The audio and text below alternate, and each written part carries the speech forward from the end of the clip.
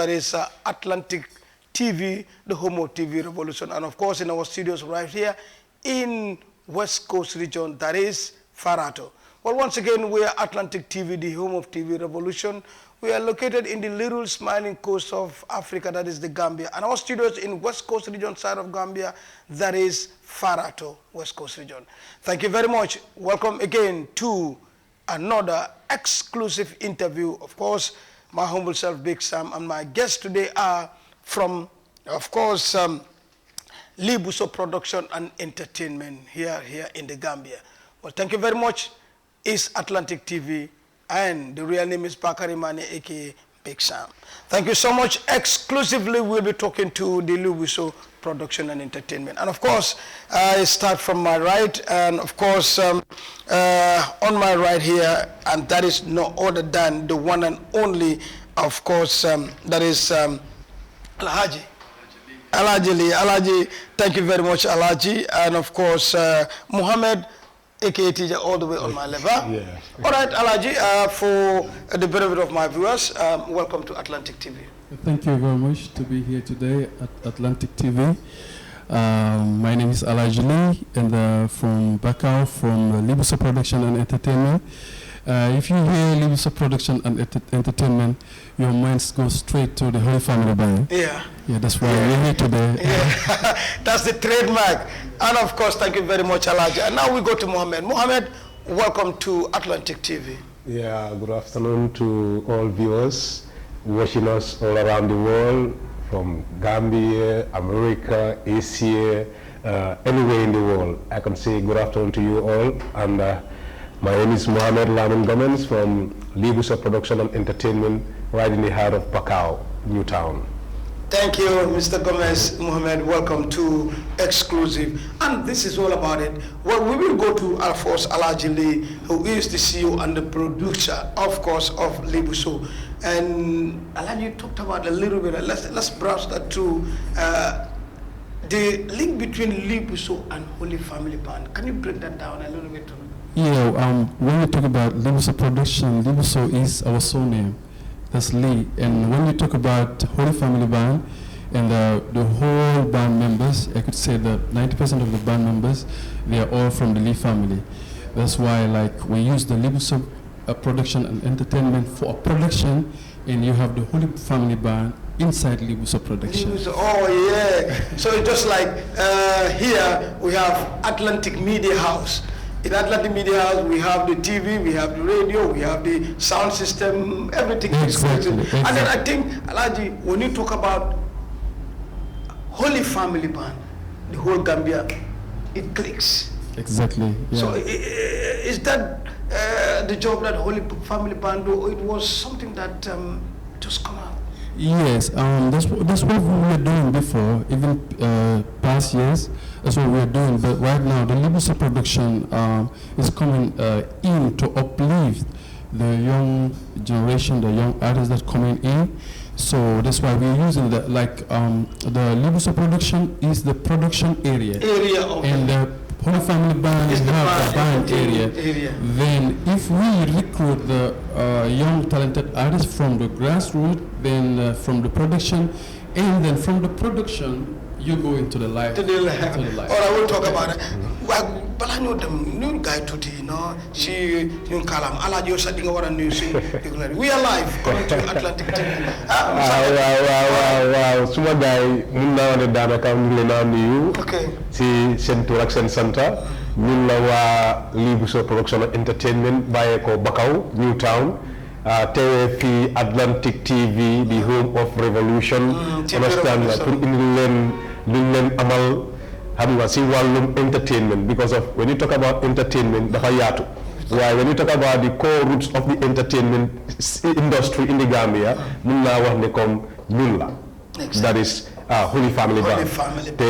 Leigh Busso production Holy Family Band si biiram la nekk. dinañ waxtaan. waaw ala ñu ñun gars yi balaa ñoo dem xam nga ñun waa Bakaw lañ de yes Bakaw yes maa ngi nuyu ñëpp képp kuy seetaan fu waaye nekk nga nekk biir Gambia nga nekk biir America nga nekk biir US biir Europe anywhere foo nekk Asia ñu ngi leen naan nuyu pour ngeen seetaan Atlantic TV because Atlantic TV dañ nekk ñoo xam ne ñuy dooleel ndawi réew mi lañ ñuy jàppale ndawi réew mi ñuy pour dem kanam foo maa ngi ñaan ñëpp tamit ñu lépp loolu mën a def soo leen gisee Atlantic TV home of the TV revolution ngeen jàpp si bu baax ngeen seetaan dooleel leen bu baax a baax so we are original from Bakau and soo waxee Bakau tamit wax nga Gambia yëpp because Bakau foofu la lu bëri stade sax so when you talk about entertainment foofu la yëpp nekkoon when you talk about sports when you talk about so many things you know is Bakau affaire yi yëpp mu gën a yaatu ba wër Gambia so ñu jaajëfal ñëpp daal jaajëfal leen jërë leen jëf fii ci léegi lu ñoo def rek ñu xuus si waxtaan bi waaye ma dëkk a dem ci PRO Mohamed let me go to you Mohamed of course what is Leigh Busso production? What can you tell my viewers about Leigh Busso production? Although in the intro, Alhaji make a little difference from Leigh Busso, but as a PRO, what can you tell us about Leigh Busso production? Okay, basically, you know, when we talk about music, you need an entertainment label. Okay. You understand? And when we talk about the entertainment label, that is the actual body that is responsible in producing the music that the artists sing. Okay. You understand? So Leigh Busso under Holy Family Band is an aspect or is a body that has been extracted from the entertainment procedure in which will be responsible in trying to produce the different music that are brought into the hood. So as a result, now what we need to realize here is every artist who sing a song, that song has to undergo through a process that we call as what? Recording. Exactly. Okay, and in that recording procedure, the producer is the one responsible in ensuring that all what the artist sang or the lyrics that the artist sang are being recorded and composed and produced into what? Into music. Exactly. So therefore, this aspect is what brought Leigh Busso production in the pipeline. To produce the young artists, enable them to discover their talent, and whensoever their talents are being discovered and they had themselves over the horizon, then from there they will be pushed into the main mechanism, that is into Holy Family Band, where the entertainment script will be what will be taken. Wow, awesome. What a but before we put you as the PRO of the Leigh Busso production, can you tell us what is your day-to-day job regarding the production company and as a PRO? Okay, as a PRO, I am not even limited to my role. That's why I want I am not just limited to my role. Okay. Sometimes what I do is because of I basically realize that it is a label, and the label need to nurture people, and the people that the label need to nurture are the very young people that are found within the various parts of our society. And we can say that education is not everything, but anything without education is zero. So whensoever you see an individual with highly talented skill, but the skill is not nurtured, you as an individual who is in a dimension that is in relation with the individual, then you can give room or create room for that individual and try to help how can the skill be nurtured. So my very role is, sometimes I fetch artists who know they are talented, bring them to the studio, introduce them to the CEO and the members of the label. Once they interact with them, they get to realize the potential that those kids have. And over a long run, we try to nurture that particular skill and develop it to become a talent where they can easily use it and benefit themselves. Okay. Yeah. Awesome. That's fantastic. That's, of course, Mohamed out there. Let's now go to Alhaji Leigh, the CEO and the producer. Yes. For your part, what can you ask the CEO and the producer of Leigh Busso Production and Entertainment? What can you tell us?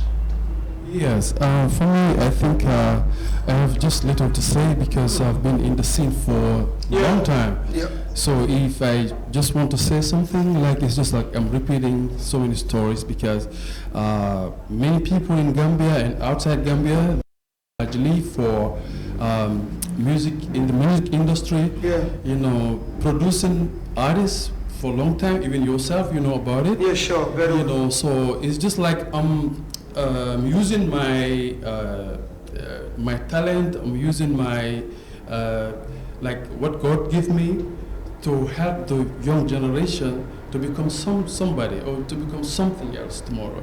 So like the Leigh Busso production and entertainment is there. Like I said, we are there just to uplift the young talented artists. That there are too many, so we can just bring them in, and then we show their talent to the outside world, and then from there we can take them and bring them to the life, because the life is everything. You know, like in my area, like my production, the production I normally used to do for the artists is not a metal music, it's a live music I used to do, because all my production, if you listen to the music that I'm producing, it is a live music, because at the end of the day, it has to come from the studio to the live. Because this is the problem that we are having so many times. So many musicians are recording some other studios because they're using metal music, too many metal music. So it's a problem. So if you take that metal music from the studio to the live, always, like as an experienced musician, we always have problem, because sometimes you can hear the tone of the music. If you want to surge it through your keyboard, sometimes it's a big problem. Even to have a similar sound like that is a big problem. But with Leigh Busso Entertainment and Production Entertainment, so the experience I have and the research that I did before, then the research that I observed, what I observed in the music industry, so that's why I change all the things in the studio right now. So whatever I'm doing, the live band can replay the same music. Without having any differences, because I know the keys that I'm using, I know the tone that I'm using in the studio, so it's the same tone that the band is going to apply for the artist. So you will see, and it's going to be something else with the public and the people that are listening to the music. Wow, that is Alaji. To be honest, I think it's a household name. When you talk about Holy Family, these are long time, you know, the veterans, we can say. So normally, Alaji, as a producer, what's your day-to-day work? And what are some of the projects that you're having at the moment?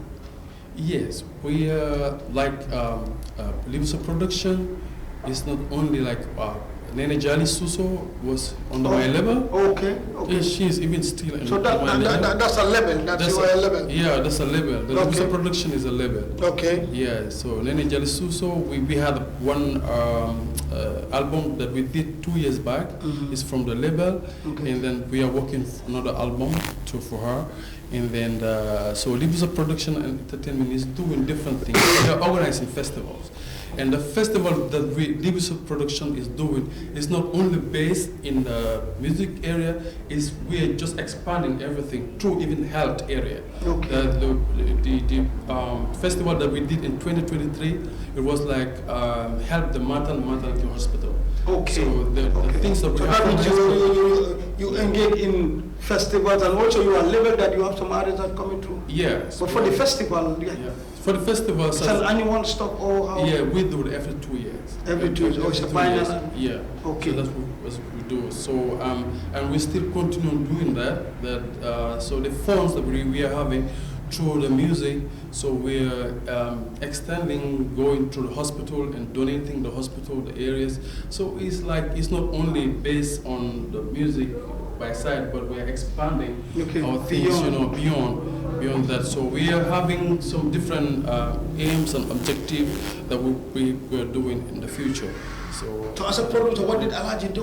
What's your day-to-day work? Yeah, day-to-day work is just normal. This is my job, studio job, every day, every minute, every second. I think like the PRO, yesterday we were talking, I was mixing a sound till 4 a.m. Wow. From 9 o'clock, 9 p.m.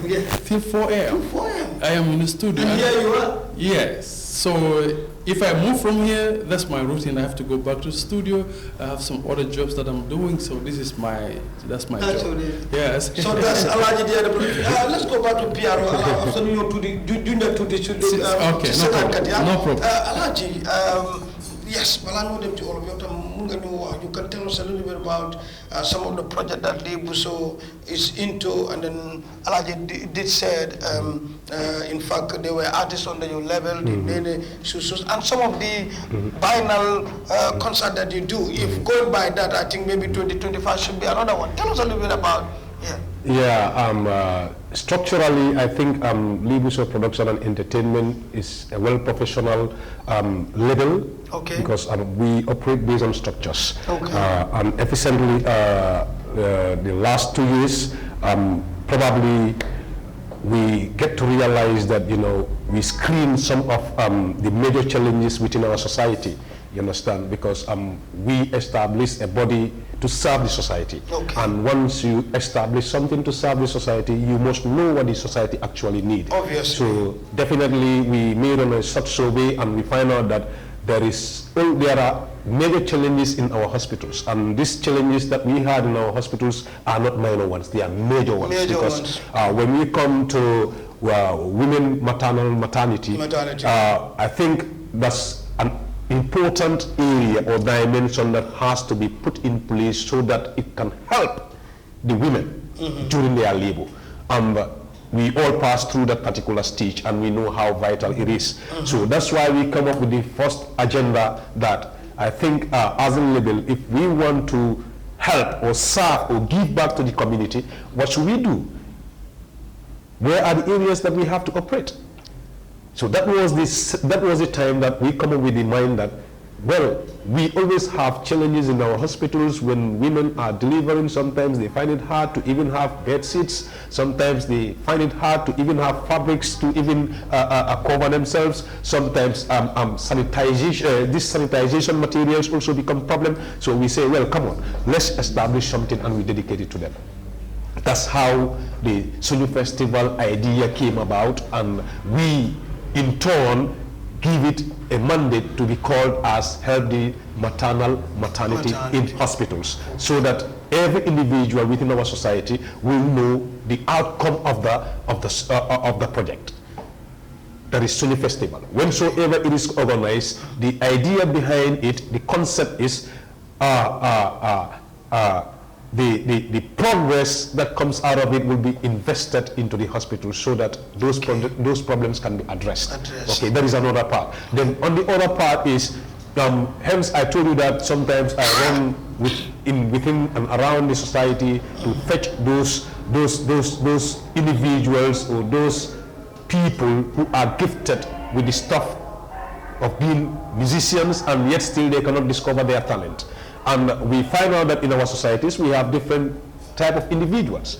And an individual who is born with talent and does not recognize his or her talent, once you are in that dimension and you know, you should be in a better position to mold that person up. Because if you don't mold that person up, he might become somebody else in the society. He might become a pest in the society.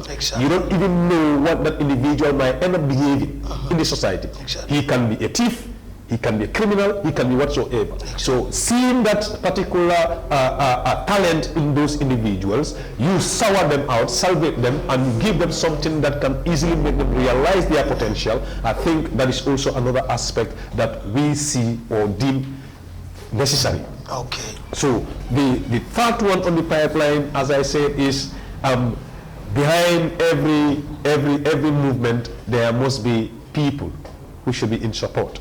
And I believe that the reason why my uncle is still on the project is because people are seeing the good job that he is doing. And obviously, each and every individual need what we call as professionalism. You today, you are a professional simply because you've started somewhere else. That's why you are a professional today. And if you look at the music scene of the Gambia, once all the elderly people hang their hands and say that we are going to leave everything, nothing is going to work. Then I believe that the industry is going to die. Obviously. So therefore, the reason why I still put him on board is because of I believe in what he has. And I believe that the nation still needs it. That's why I still come up with some activities to still keep him in track. And so that yes. Thank you. Before we go for a break, Alaji, balaa ñoo dem break because yaa ngi dem lan mën a wax fi Leigh Busso production ak lan mooy most important message boobu nga sànni suma seetaankat yi. ok maa ngi seetaan Leigh Busso production dafa nekk fii pour jàppale ndaw yi dafa nekk pour jàppale artistes yi nekkul artiste bu ndaw ou artiste bu mag koo xam ne am nga talent. Leigh Busso production dafa ñëw pour taxaw pour jàppale artistes yooyu parce que lu tax ñuy def loolu mooy maa ngi doon dégg recently suma PRO lu mu doon wax and it's very important ñu ngi nekk ci society boo xam ne léegi da ngaa gis xale boo xam ne am na talent sax waaye xamul talent am fu mu koy yóbbu mun na moo indo mu dem nekk jëlkat mun na moo indo mu dem def leneen loo xam ne dugga si loo xam ne du yoon rafetul so da nga gis ne comme suñ gisee ñi nga xam ne dañ am façon talent yooyu dañ leen dee mën a indi ñu won leen ne lii yoon la truly dañ si mun a sa àdduna mun na see baax because we've seen so many musicians even in Gambia right now mun nañoo am example of many artists right now ñi nga xam ne music moo leen jox seen teranga music moo leen sampaloo kër music moo leen def ñu ibi seen business music moo leen def ñu nekk lu rëy music moo leen def ñuy jàppale doomi aadama yi music moo leen may si lu bëri lu ñoo def so da nga gis ne artiste boobu ñun suñ ko indee si ñun dañ ko dem mun a wax ne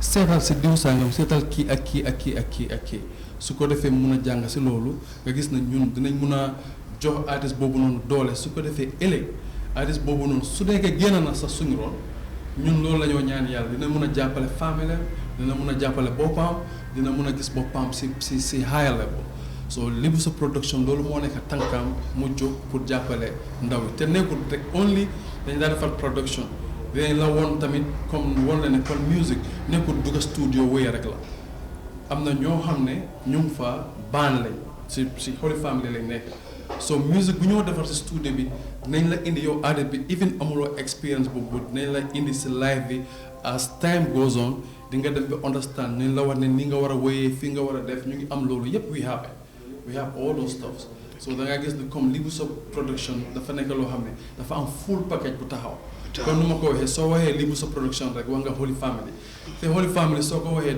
amul benn daaw Gambia yëpp and the address in Bakau right is in Bakau so artists yi nga wax ni yëpp du ST du Royal Messenger du T-Small you can name them every artist boo fi oo Gambia rek jaar na through Holy Family dafa mel ni daara la dafa mel ni kon ma ko waxee la rek daara la rek waaw ñoom ñëpp jaar nañ foofu so xale yi tamit ñi nga xam ne ñu ngi si suuf dañ bugg a ñoom tam ñu toppatoo tànk boobu dañ fa jaar because ñoom ñëpp ñi ma laa wax ni dañ daan ñëw suñ kër la ñoo nekk soo leen a ut foo leen di dem leen kër Holy Family Band foofu ngeen naa fekk gars yi musicien bu la réer soo ñëwee suñ kër dañ ko fa fekk. that's right. ba pare dañ laa si kaw loolu ñoom tey soo gisee ñu nekk fa dañ daan ñëw ñu jël si advice si ñun.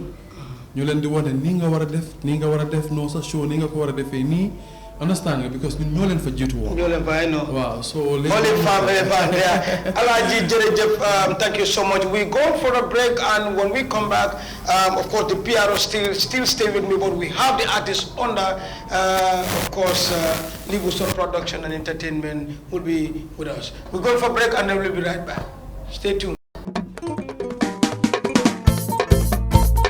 fadum emu tabir lalatiba walla iba suralin tulsela bari male ba sura redamento alla jahalo be bandala sai farman jafa general merchandise enterprise lomba nyulle ka tulse kendol sambale nan kabonam fosiredio nyulle ka tulse kendo wafi gambe banko kanja yo 20 liter bidon dum e ka wafi dalas wilifula kemefula walla esitetara fortune essentiero member farato walla hanekabi ise kumandi juloto 666 7539 At Yafa General Merchandise, we sell pure, healthy, quality, and affordable fresh palm oil all the way from Sierra Leone. Yes, all the way from Sierra Leone. Fresh and pure palm oil. For just $2,200, you can get yourself a 20-liter gallon of fresh palm oil all the way from Sierra Leone. Visit us today at Farato by the Fortune Petrol Station or call us on 366-7539. Yafa General Merchandise Enterprise. Balloon warning. Tulse Dima. Do you need need a quality and affordable electronic appliances for your homes and offices. Worry no more. E-Electronic got you covered with the growing of modern digital electronic devices with good quality, guarantee and affordability. E-Electronic is the best and trusted place for you. Rush now to E-Electronic and get the best quality of a wide range of appliances such as refrigerators, microwaves, gas cookers, washing machines, fan of all types, chargers, headsets, headphones, flat screens, dispensers, air conditioners, plumbing materials, HDMI cable, solar panel, solar batteries, water pipes and tanks. Visit us today at Bakary Market opposite Islamic Bank or call us on 788-9398 or 9819-398. Better still on 6789389. E-Electronics, dealers of all electronic wholesale and retail.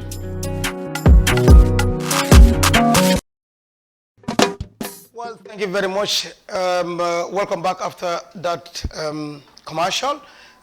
Remember, you are watching Atlantic TV, the home of TV Revolution, and this is the program called Exclusive Interview, where myself, Big Sam, hosts people in any different area, artists, politicians, you know, I mean, know them, and all the technocrats wherever you're coming from. So today, like I said, we are live, and then we are with Leigh Busso Production and Entertainment, and well, that is under the Holy Family Band. Of course, well, that's where the Holy, in fact, that's where Holy Family Band is under, because this is a production which we have. And of course, Mohammed is here with me. In this second part, we have an artist. Welcome. What's the name again? Black Hero. Black? Black Hero. Oh, Black Hero. Black Hero, welcome to Atlantic TV. And you might have your fans and people, of course, watching right now. Greetings to them. Yeah, I'm so glad to be here today, you know. I'm all content, you know, the bigger some fans, some manager, some CEO, again Atlantic TV, yeah, some guy, some koto honor, you know, the neighbor Bahaba, you know, some parents, likewise, father, you know. Because I'm born and brought up in here, you know what I mean? So, didn't judge for you know. Didn't be outside there, you know, telling you that Black Hero life in Atlantic Studio, you know. No respect, Black Hero. Farato Boyo, you know, Boyo Farato, that's good. Mohammed, nani who's tuted after Nyochi Black Hero? Yeah. Do you have any, by chance, any link with Atlantic TV and any other link? Yeah, I have, I could say, I have different links, but I think that of Atlantic is like that of a family. That's a family thing. Okay, that's a family thing. It's a family thing. Okay. So I think and I believe that, you know, I'm in my house as of now. Yeah, you yeah, I'm much more clear. So there are other different links that I'm engaged in, okay, concerning about music, because music is dynamic, you know, and music goes beyond the borders of the world. Whensoever you are in your country, you don't have to work based on your country. Okay. You have to work internationally. Exactly. And by trying to work internationally, you need certain links that can help you to be able to adhere to those particular conditions. Okay. So that is the reason why I said, apart from Atlantic, I am definitely citing with others too towards the project. Yeah, which is very, very good. And quickly before we talk about our artists here, Black Hero, what are some of the projects that at the moment Leigh Busso Production is engaged into? Yeah, currently we are eyeing for an album. Okay. Okay. The whole production mechanisms as of now is to produce an album within the time frame. So the album that we are about to produce is going to depend on the behaviors and the day-to-day interaction and feeling of the people, of the society, because we live in the society. So if you are to sing, you have to sing something that can touch the hearts of the people that are found within and around your country. So that is to sing the realities that are happening in your own country. I think that is the most vital aspect of our vision at now. Okay. Because we have a script. So you have a script, yeah. I know, and then you're working towards a script, which is very, very important. Yeah. Legi new tuti si all of one about some of the artists you pass through the label, ñu mel ni Nene Jali and all that stuff. But right now ñu ngi am Black Hero right here. Mun nga ñoo leeral the link, the production and Black Hero. You see, artist is under your label. Why ñu tuuti si loolu? Yeah. Anyway, Black artist la bu nga xam ne he's gifted. Okay. Bu ñu doon dajee, it was like funny, you know, because my am suma benn co-friend bu nga xam ne comme college la nekkoon ñëw bokkoon college. Understand nga by name ML Jawara, big up. ML, he's so good. So moom moo ñëw kër mu ne ma ne man daal foog nga jàppale ma, you know. Ma ne ko ne lii mu ne ma I had an artist who is gifted. He is talented, you know. Waaye support bi ma ne ko ne mu ne ma te xam nga fii bépp artiste bu fi nekka nga xam ne dafa shine kër bi la jaar. May ko das turu mu ne man suma oncle sax because moom oncle la mooy T Smalls. Te T Smalls si ron mango foofu yëpp la defee mbiram. Everything am. So déggee T Smalls mu nekk T Smalls tey T Smalls, greetings to you, but the reason why T Smalls is T Smalls today is because of Leigh Kunda, that is Holy Family Band. You understand? So Bumko Inde Mane let's give it a try. Hence a brother has brought in an artist. He said that he actually attested that he's talented. So I believe that anybody who is talented and comes to the house of the talented individuals, his talent must be showcased. Definitely. So he came, and obviously what ML was saying about him, it was definitely right. So that means is dafa ñëw ngeen accommodate ko and then ngeen gis leen and then so can we say directly come from nekk ni Black Hero is under the label? Yeah, he's under the label directly right now. He's under the label. Te bu mu ñëwee comme ni ma la ko waxee bu mu ñëwee bu gisee ne comme am nga nit lépp lu mu doon yow tey su ma bëggee xam sa liggéey ma laa jox mic. Waaw dëgg. You show whatsoever you can do with the mic. So the same thing happens to him. We gave him the mic and gave him the ground, and he definitely proved to us that he is an artist. And before stepping to that particular studio, he was also trying his level best to see how he can help himself. So obviously, the family come understand? So that's how the synchronization came. So we see to it that yes, of course, he's good, and it will be very much vital enough for us to work with him. Then there you go. There it goes. We signed the contract. Wow, yo, en tant qu'artiste, lo ñu mëna wax about Black Hero.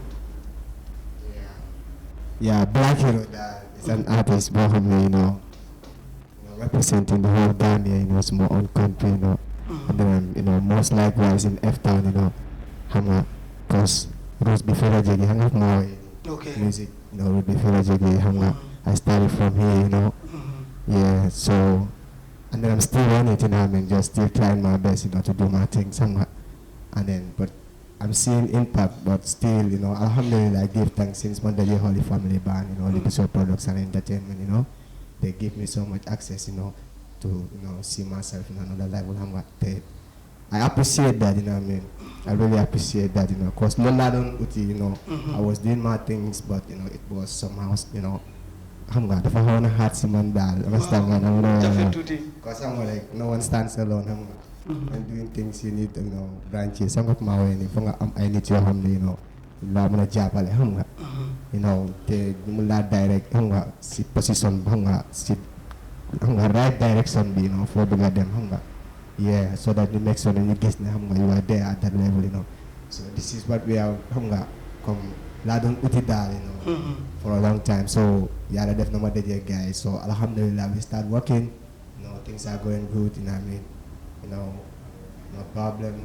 Everything is normal. And I really appreciate them. You know, cause no matter the yobe is perfect direction. My vision, to see myself. Cause they cut me like a brother, like a family. Yeah, some of them sometimes. They level me up, man, bro. Yeah, I swear to God, I just see that, yo, these people are more than a friend, even, you know. Like a family to me, you know. Okay. Yeah, because no man is perfect. Yeah, sure. I'm gonna get me sometimes when I feel mistake, yo, I'm not for the right direction, my favorite, cause, you know, kula mag mo lang apasagara wow, so no love for them, you know. So shout out to them, you know, to the Holy Family Band, you know what I mean, to the Leigh Busso products and entertainment, you know.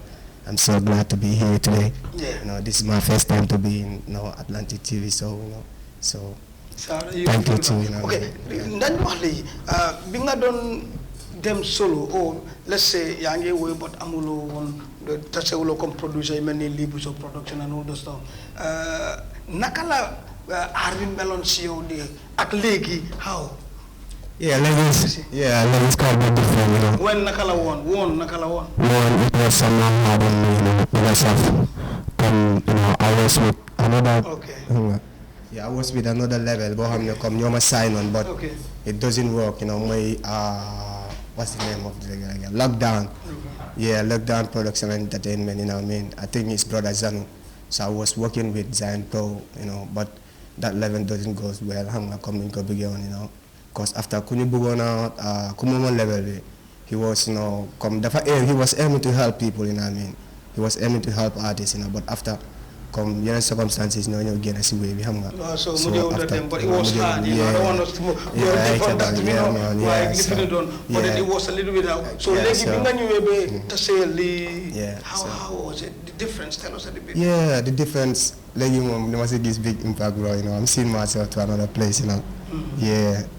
And I'm so glad about that, you know. I see myself in another place, you know, right now. Because dama gis na comme lu doon hard si man yëpp ak lu doon jafe si man yëpp lu ma doon kurtu karta lu ma doon disturb yëpp léegi it's okay, you know, loo xam ne dama doon jog xam nga daw am nga maa ni war a uti pour dem, you know, follow ñeneen ñi pour ñu mun maa help waaye ma dee gis na comme yeneen things yu bëri ñu fa yoo xam ne doon jafe si man.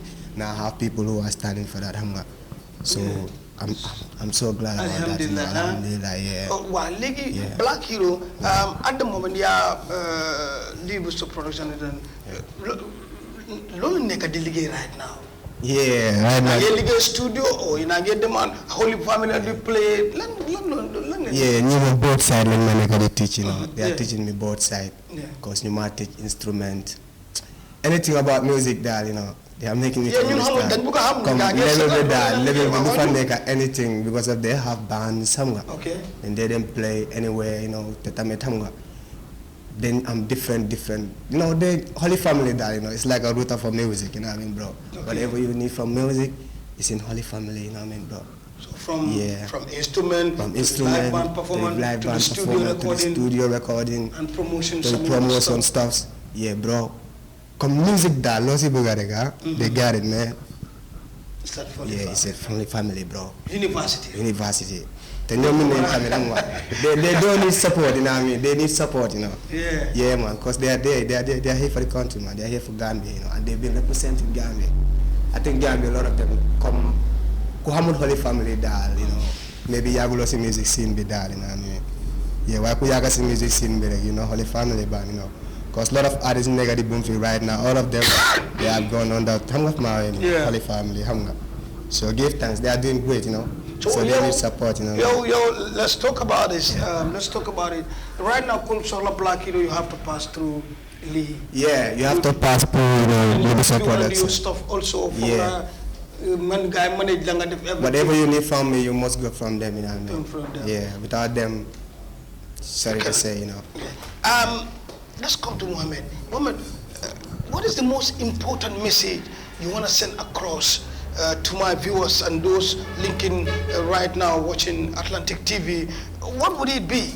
The most important regarding Leigh Busso production and entertainment and Holy Family in general. What's the most important message? Yeah, the message that I would love to say or portray to the people out there is support what you have and be in line with what you have. Talk to them. Okay, be in line with what you have and support what you have.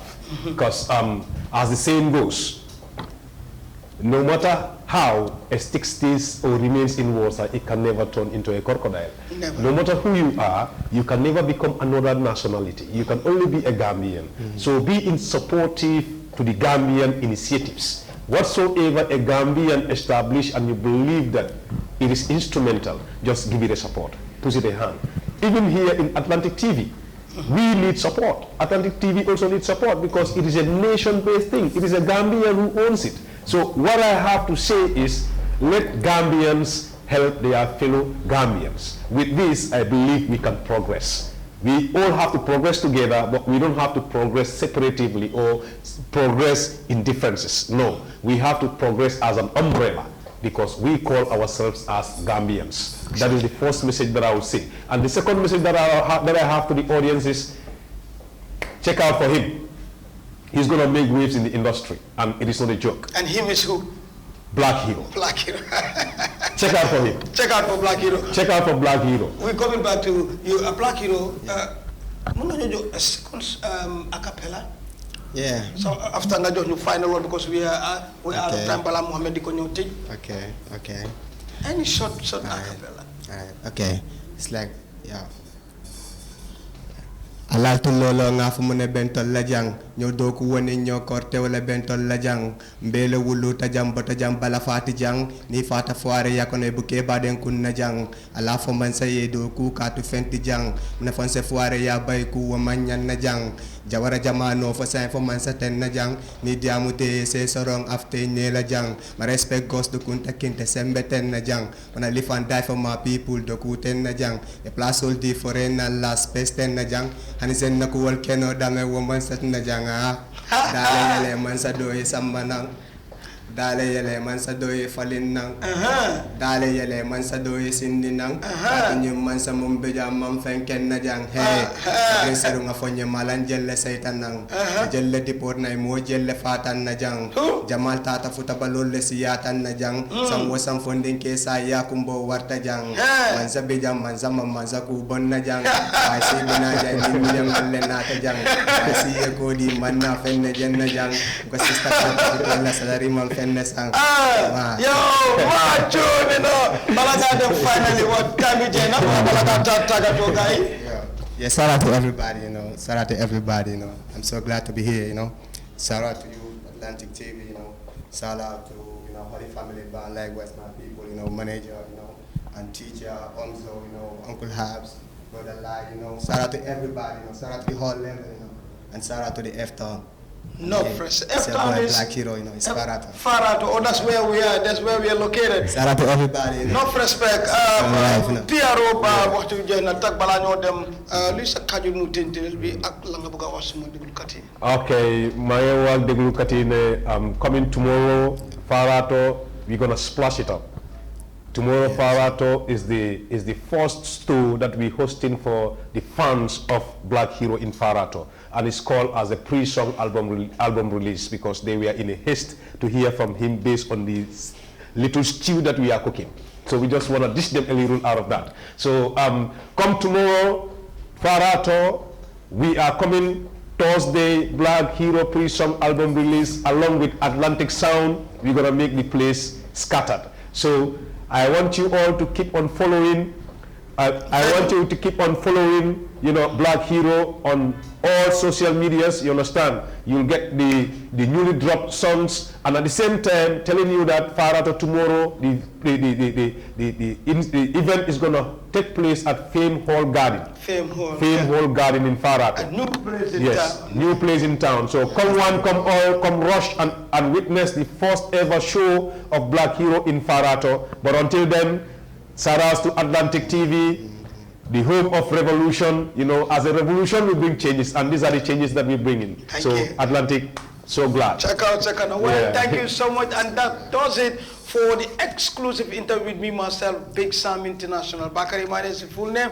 And of course, as with the Leigh Busso production and entertainment is right here. Of course, shout out to Holy Family Band, you know, Alaji, respect Bakau, we are here, you know. So on that note, thank you so much to the guy. Remember tomorrow, Black Heroes at, of course, Fame Nightclub Farato, try to be there.